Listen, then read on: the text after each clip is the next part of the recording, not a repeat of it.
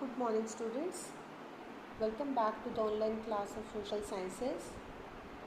In our previous lecture, we had just read about the universal adult franchisee, in which we get to know about our voting rights and what is the value of our voting, the coalition government, how can we form the government, what is the ruling government, what is the opposition government, and what are the provisions that are included in your right to equality, which are the things including in that right. So in today's lecture we just continuing with this. So let's start. But does everyone enjoy equality in all spheres of life even after nearly 70 years of independence? अब इसका मतलब क्या हो बेटा? What do we understand with this line? But does everyone enjoy equality?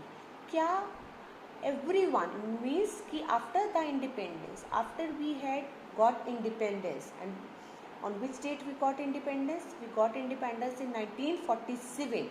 Until now, nearly 70 years we are just surviving with our constitution. तो क्या होता है कि if we have the constitution and in our constitution we have the fundamental rights, and the first important fundamental right is right to equality. तो क्या जब भी हम अपने कॉन्स्टिट्यूशन को देखते हैं या हम सभी स्फीयर्स को देखते हैं लाइफ के, तो आपको क्या नज़र आता है? आपको कहीं पर ये नज़र आता है कि yes, equality would be taken place in a right manner, or there should be no discrimination on the basis of the caste, creed or religion. So what is the answer for that one? कि आपको सभी जगह equality नज़र आ रही है, आपको लग रहा है कि ये कहीं पर भी कोई भी डिस्क्रिमिनेशन नहीं है, सबको इक्वल अपॉर्चुनिटीज़ मिल रही हैं, सबके लिए जो लॉ है वो इक्वल है, means all the things are getting smooth after making the constitution? Unfortunately the answer is no. हमें कहीं पर भी जो हमारे कॉन्स्टिट्यूशन में जो एक हमारा फंडामेंटल राइट है, राइट टू इक्वालिटी, वो हमें unfortunately it's are bad luck after making the constitution, हमारा आंसर अब भी नो है. क्योंकि अभी भी बहुत से स्फीयर्स हैं बच्चा लाइफ के, बहुत से एरिनाज हैं हमारी सोसाइटी के, कम्युनिटीज़ पर कि जहाँ पर हमें इक्वालिटी नज़र ही नहीं आती. It is quite common to see thousand of people struggling for equality. अभी भी हम बहुत सी जगह ऐसे देखते हैं, बहुत से प्लेसेस ऐसे हैं, बहुत से रीजन्स ऐसे हैं, हमारे ट्राइबल एरियाज़ हैं, हमारे आदिवासी लोग हैं, हमारे बहुत से बच्चे ऐसे हैं जहाँ पर हमें इक्वालिटी नाम, जो अभी भी प्रेजेंटली भी जो स्ट्रगल करते हैं किस चीज़ के लिए? इक्वालिटी के लिए. अगर हम एक तरफ देखें ऑन द वन साइडेड कि this is the right to equality means सबके लिए all the things are equal, but फिर भी क्या होता है? आपने बहुत सारे बच्चों को देखा होगा जो आज भी टी स्टॉल्स पर काम कर रहे हैं, होटल्स में काम करते हैं, हाउसेज में एज ए सर्वेंट काम करते हैं. उनके लिए स्टडीज़ कहाँ पर है? If you are just talking about right to equality, right to equality means तो आपको at the age of 14 years आप सबको पढ़ना ही है, बट ऐसा नहीं है. So those people are presently struggling for the term equality right now. Let us see what this means by reading the two stories given text. अब इस चीज़ का कि वो किस तरीके से स्ट्रगल करते हैं, how do they struggle for the equality, how the people or the children or any of the term कि वो किस तरीके से इक्वालिटी के लिए स्ट्रगल कर रही हैं. बेटे दो स्टोरीज हैं आपकी बुक में, one is of the Shekho and one is of the Pal. इससे आपको पता चलेगा कि इक्वालिटी के लिए स्ट्रगल किस तरीके से हो रहा था. So first story is your Shekho the rag picker. अब ये क्या है? एक नाम है बेटा. This is the name of a boy. और ये कितने ईयर्स का है? He is only 10 years old. एक 10 साल के बच्चे की कहानी है बच्चे. रैग पिकर किसे कहते हैं? किसको बोलते हैं हम रैग पिकर? जो ये कूड़े करकट उठाने वाले होते हैं ना, आपने देखा होगा सुबह सुबह बच्चे निकल जाते हैं छोटे छोटे, वो पीछे अपने झोलियाँ सी टांग कर, बैग्स लगा कर, ठीक है ना, उसमें फिर वो क्या करते हैं, कचरा पड़ा होता है उसमें से बॉटल्स निकालता है, किसी को कुछ भी टूटी फूटी चीज़ें मिल जाती है, उस बच्चों को या उन पीपल को हम क्या बोलते हैं? Rag picker. मतलब गार्बेज में से कुछ चीज़ें निकाल कर सोल्ड आउट करते हैं वो लोग. So he picks up rag from the garbage every morning from 4 to 8. अब वो बच्चा क्या करता था, 10 ईयर्स का बच्चा, देखो बच्चा वो क्या करता था, सुबह हमेशा उसका एवरीडे का क्या काम करता था, वो रैग्स उठाता था, मतलब कचरे में से सामान उठाता था। गार्बेज का होता है कचरे में से सामान को इकट्ठा करता था एवरी मॉर्निंग। और उसका टाइमिंग क्या था, 4 to 8, सुबह के 4 बजे से लेकर 8 o'clock तक, 4 AM से 8 तक। अब आप ये देख लीजिए मॉर्निंग में, जब mostly half of the population हमारी क्या होती है, सो रही होती है, most of the population, when half of the population of the city is still sleeping. After that he works at his father's cycle repair shop till late in the evening. और उसके बाद वो क्या करता है, 8 o'clock तो देखो उसने वहाँ से रैक पिकिंग का काम ख़त्म किया। उसके बाद फिर वो कहाँ पे काम करता था, जो उसके फादर्स की साइकिल रिपेयर की शॉप होती थी। और कब तक काम करता था, इवनिंग तक। अब देखो स्टार्ट कब किया उसने, 4 o'clock से टिल इवनिंग तक। 10 ईयर्स का बच्चा सिर्फ क्या कर रहा है, he is only doing the work. Then where is the education, कहाँ है पढ़ाई, कहाँ है equality. He wants to go to school, वो भी स्कूल जाना चाहता है। Laugh and play like other children but he is always working. School जाना चाहता है, हंसना चाहता है, दूसरे बच्चों के साथ खेलना चाहता है, अच्छी से अच्छी एजुकेशन को गेन करना चाहता है, बट क्योंकि वो बिजी किस चीज़ में, वो दूसरे काम करने में और वर्क करने में। कूड़ा उठाने वाला काम हो गया, रैग्स को इकट्ठा करना हो गया, अपने फादर के साथ काम कराना हो गया। तो ये बहुत सारे प्रॉब्लम्स वो क्या कर रहा था, वो 10 ईयर्स का बच्चा क्या कर रहा है, फेस कर रहा था। Shekho parents have always been granted the right to vote. और जो शेखो के पेरेंट्स थे ना बेटा, इन पेरेंट्स के पास राइट टू वोट भी था। जिस राइट टू वोट को हम बड़े हैं उससे कहते हैं ना, स्ट्रांगली हम कहते हैं कि yes we have a right to vote, तो हमारे पास अब सारे राइट्स होंगे। ये सेम राइट शेखो के पेरेंट्स के पास भी था, but they did not enjoy the equality of the working condition. Right to vote होने का ये मतलब नहीं होता बच्चा कि आपको इक्वालिटी की, जो आपको इक्वालिटी और जो वर्किंग कंडीशंस है उसमें भी आपको एक इक्वल जस्टिस मिल जाएगा।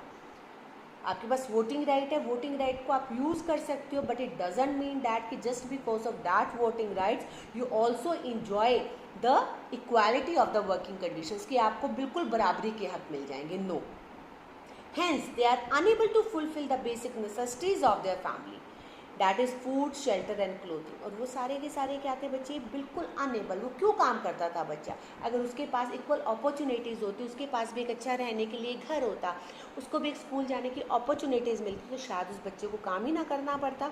और रीज़न क्या है उस बच्चे के काम करने का, रीज़न क्या है, क्योंकि उसके जो पेरेंट्स हैं बेटा, वो जो बेसिक नेसेसिटीज़ हैं, आपके फूड की हैं, आपके हाउस की है, आपके शेल्टर की, आपकी क्लोथिंग की है, वो पूरी ही नहीं कर पाते। सो एक तो ये प्रॉब्लम आ गई कि इक्वालिटी के राइट की हम बात करते हैं, बट राइट टू इक्वालिटी बहुत कम्युनिटीज़ हमारी ऐसी हैं जहाँ पर ये चीज़ हमें शो नहीं होती। First story, the second story is of the girl Paro the flower seller. जो आपने देखा है ना, वो आपने देखेंगे बहुत सारे, जब हम अपनी व्हीकल्स को लेकर जाते हैं, छोटे छोटे से बच्चे ना फ्लावर्स को बेचते हुए निकलते हैं। Now let us know about Paro who sells flowers at traffic signals from morning till night. अभी छोटी सी बच्ची देखो बेटा, शुरू से मॉर्निंग से स्टार्ट हो जाते हैं, किसको बेचने के लिए, अपने फ्लावर्स को बेचने के लिए, और कहाँ पर, ट्रैफिक सिग्नल्स पर। आप ये देखिए उसकी लाइफ के साथ कितना अनजस्टिस हो रहा है, कितनी व्हीकल्स वहाँ से निकलते हैं। वो छोटी सी बच्ची जस्ट बिकॉज कि उसके फ्लावर्स किसी तरह सोल्ड आउट हो जाएं, that girl working from morning till night. The flower shop owners give her 1 rupee for each small bouquet that she sells at ₹10। जहाँ से वो फ्लावर्स लेती है, जो मालिक होता है उन फ्लावर्स को देने वाला उसको, वो उसको 1 रुपया देता है जब वो एक बुके को सेल करती है 10 रुपीज़ का। और जो 9 रुपीज़ का प्रॉफिट होता है वो किसके पास जा रहा है, जो ऑनर उसको बुके दे रहा है। देखो अब 10 रुपीज़ में वो बुके सेल कर रही है, अपनी लाइफ का भी रिस्क उठा रही है, ट्रैफिक सिग्नल्स पे भी खड़ी है, व्हीकल्स भी आ रहे हैं, उसका एक्सीडेंट भी हो सकता है, उसको चोट भी लग सकती है, इतनी छोटी बच्ची भी है, बट जस्ट बिकॉज कि उसको अपनी फैमिली की बेसिक नेसेसिटीज़ को पूरा करना है, वो फिर भी इतने डेंजर के साथ ये काम करती है। She endangers her life as she runs between vehicles and persuades people to buy flowers। उसके बाद भी अपनी लाइफ को रिस्क पर रखकर वो व्हीकल्स के बीच में से निकलती हुई फ्लावर्स को क्या करती है, सोल्ड आउट करती है। Paro parents were forced to leave their village after the well belonging to the so-called lower caste tribe। अब पारो के पेरेंट्स, उनको क्या किया गया था बच्चा, उनको बहुत ही फोर्सफुली बोला गया था कि वो इस विलेज को लीव कर दें, क्यों लीव कर दे? बिकॉज क्योंकि वो बिलोंग करते थी, वो पूरी की पूरी पारो की फैमिली लोअर कास्ट से। दैट्स वाई उनको कहा था कि आप यहाँ से कहीं पर भी मूव हो जाओ। They were not allowed to take water from the well that belonged to the so-called upper caste. और क्या रीज़न था?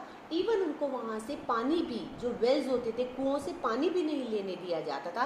क्यों? क्योंकि वो कहते थे कि जितने भी ये वेल्स हैं ये किससे बिलोंग करते हैं? अपर कास्ट के लोगों से। अब हमने दो एग्जाम्पल्स देखे बेटा, one is of the Shekho, one is of the Paro. इन दो एग्जाम्पल्स को देख के वेयर इज द इक्वालिटी, कहाँ पर है equality?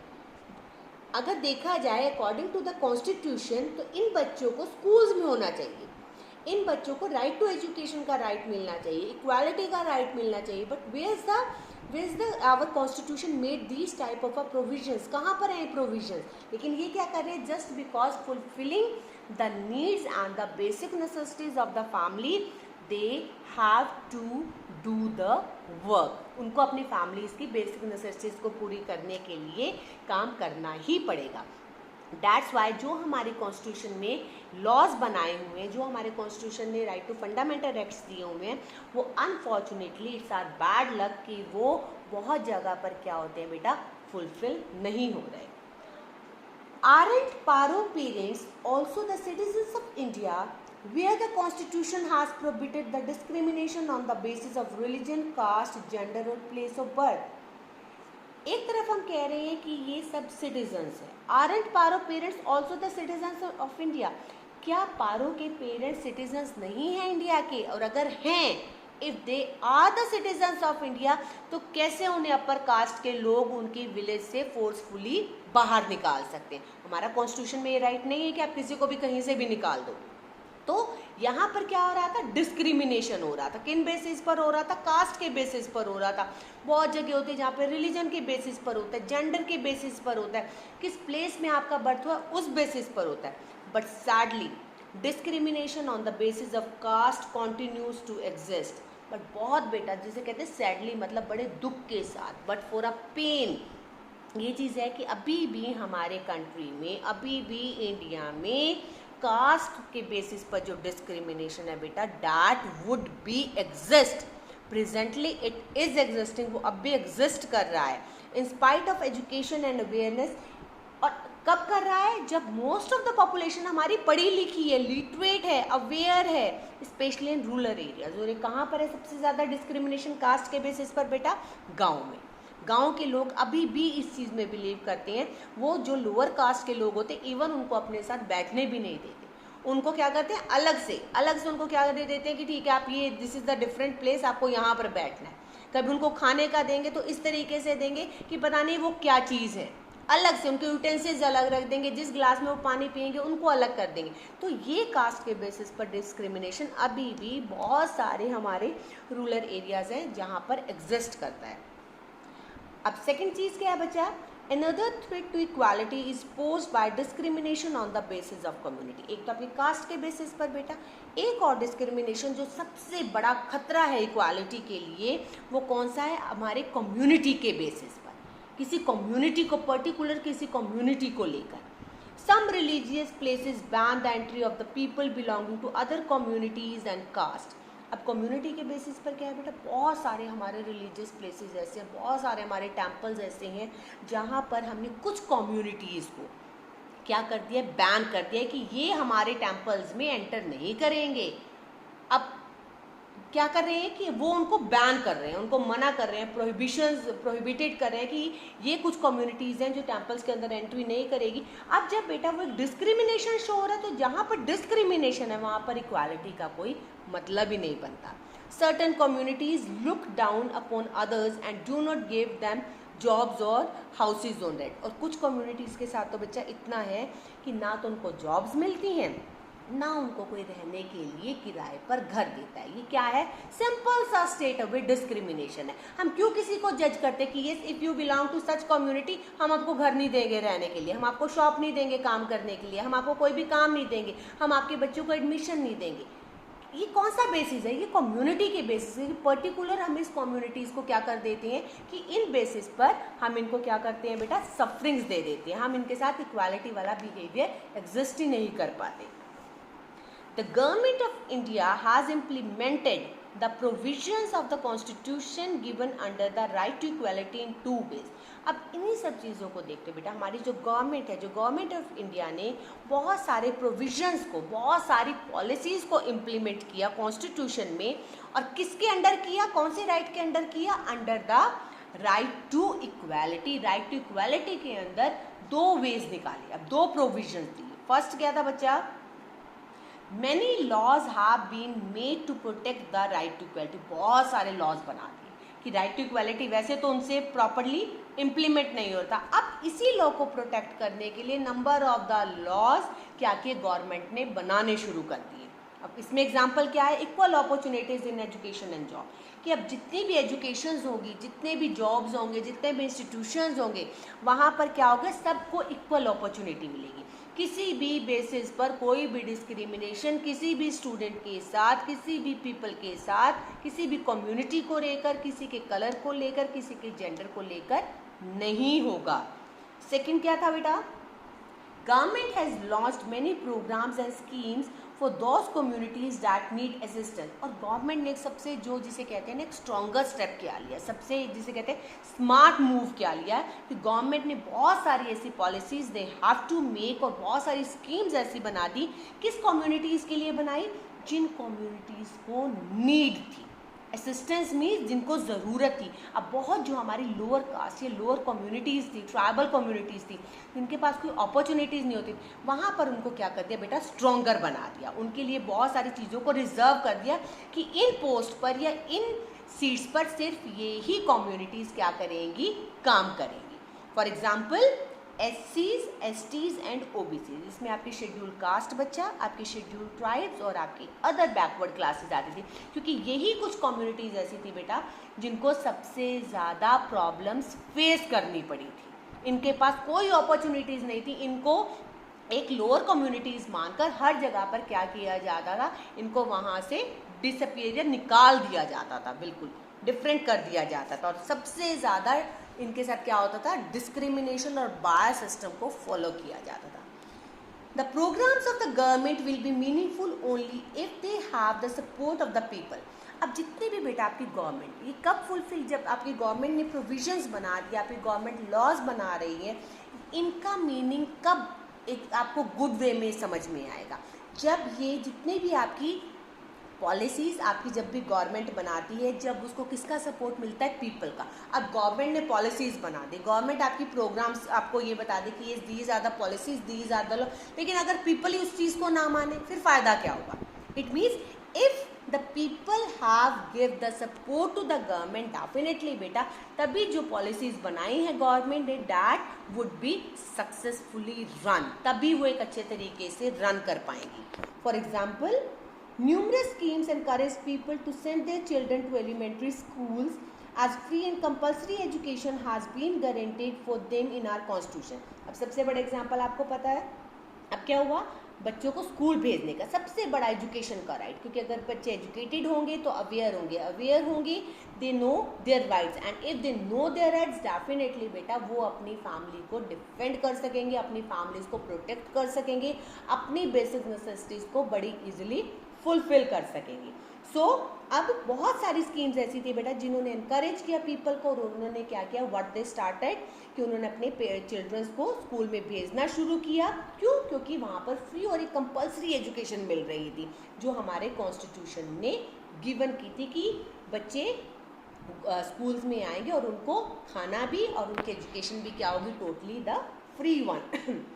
But many children could not benefit from it till a supporting scheme of a midday meal was started on the request of the teachers। But बेटा एक education तो आपने दे दी, आपने free education कर दी, आपने कंपलसरी एजुकेशन कर दी, लेकिन education भी तो बच्चा तभी गेन कर पाएगा जब उसके पेट में कुछ होगा, खाने को उसके पास कुछ है नहीं, वो एजुकेशन कहाँ से, जब तक आपका पेट भरा नहीं होता ना, आपको भी चैप्टर लर्न नहीं होता। तो सेम अब साथ साथ में टीचर्स ने क्या किया, टीचर्स ने गवर्नमेंट को बताया कि हमें एजुकेशन के साथ साथ एक मिड डे मील भी स्कूल्स में स्टार्ट करना चाहिए, और यहाँ से क्या होगा कि बच्चों को और बेनिफिट मिलेगा और बच्चे ज़्यादा से ज़्यादा क्या करेंगे, एजुकेशन के साथ साथ सेकंड बेनिफिट को लेने के लिए वो क्या करेंगे, they are mostly got admissions in the schools one, क्योंकि सबसे बड़ी प्रॉब्लम ही यही होती थी बेटा कि अगर आपके पास खाने के लिए खाना नहीं है तो डेफिनेटली आप क्या करोगे, आप काम ही करने के लिए जाओगे, और अगर आप काम करने के लिए जाओगे तो आप पढ़ाई कब करोगे। तो दो स्कीम्स पर हमारी गवर्नमेंट ने सबसे अच्छे तरीके से पहले वर्कआउट करना शुरू किया। One, free education, second is the mid day meal. It is motivated many parents to send their children to school as cooked and nutritious midday meal was provided. अब इससे बहुत सारे पेरेंट्स को बहुत अच्छा लगा, वो बहुत ज़्यादा मोटिवेटेड हुए, अब उनको ये लगा कि अब बच्चों को एजुकेशन के साथ साथ they also get the nutritious meal, कि एक बड़ी अच्छी डाइट भी मिलेगी हमारे बच्चों को और वो क्या होंगे, स्ट्रॉन्ग बनेंगे। As a result, the enrollment in schools has increased. अब इन्हीं दो चीज़ों के साथ, one of the education and second is of the midday meal, क्या हुआ था बेटा, बहुत सारे एडमिशन्स क्या होने लग गए थे जो गवर्नमेंट स्कूल्स में, उनका नंबर क्या होने लग गया था, इंक्रीज होने लग गया था। So this is of today's lecture. In this we have done what are the things we had concluded in right to equality of the right, and we have already taken 2 examples of the Shekho and Paro. So this is all for today's lecture. Thank you. Have a nice day.